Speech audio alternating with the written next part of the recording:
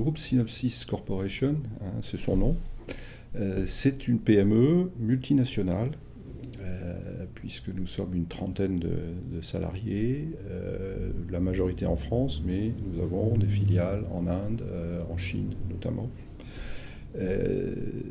Nous faisons dans l'électronique de pointe, c'est-à-dire que nous produisons et nous vendons des appareils qui permettent de tester, de mettre au point les radars qui sont utilisés dans les aéroports ou dans les avions par exemple.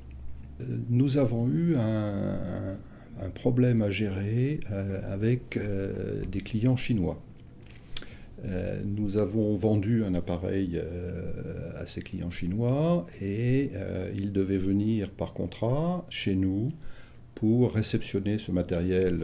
Et pour qu'ils obtiennent un visa de la part de l'ambassade de France en Chine, nous devions envoyer une lettre d'invitation. Et donc, on a fait comme d'habitude, on a envoyé une lettre d'invitation en disant « Venez pour une recette en usine et une formation ». Et il se trouve que, quelque part à l'ambassade de France en Chine, ils ont vu le mot « formation » et ils ont traduit « stage ». Et tout ça a déclenché des choses incroyables.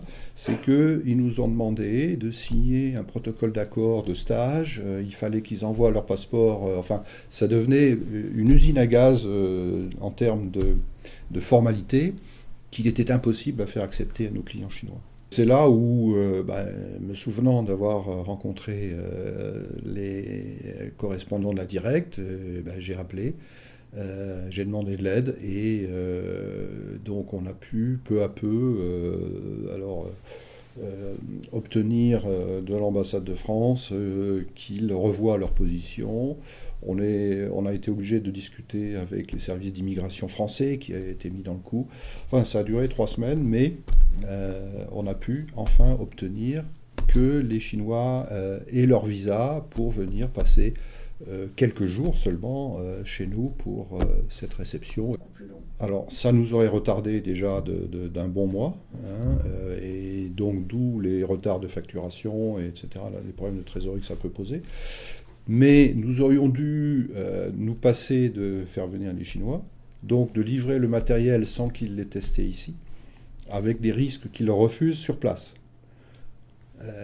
Et que s'ils le refusent sur place, avec les problèmes de transport, les problèmes de douane que ça peut poser, enfin c'était inextricable. Dans le cadre de l'entreprise Synopsys Corporation, j'ai mobilisé ma hiérarchie en fait pour qu'on puisse se rapprocher ensemble du consulat français en Chine, dont finalement relevaient les clients de l'entreprise, afin de leur expliquer le bien fondé de la demande et de la venue en France de ces personnes pour que ces derniers obtiennent des visas d'affaires dans le cadre des accords de Schengen. En premier lieu, on cherche à bien cerner la demande et les attentes des entreprises qui nous sollicitent, avec comme objectif en fait de leur répondre de la manière aussi rapide et pertinente que possible, soit d'une part en l'orientant effectivement vers l'interlocuteur naturel qu'elle aurait dû avoir mais qu'elle n'a pas spontanément identifié au sein de l'administration ou au sein d'organismes avec lesquels on est amené à travailler, soit en accompagnant l'entreprise en fait dans sa démarche lorsque cette démarche relève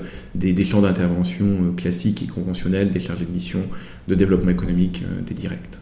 Je ne mesure pas l'importance du travail qu'ils ont fait en termes de charge, mais en termes d'efficacité, c'est clair que ça a permis de débloquer la situation, parce que on avait en face de nous en Chine des gens qui ne comprenaient pas. Et ça a été très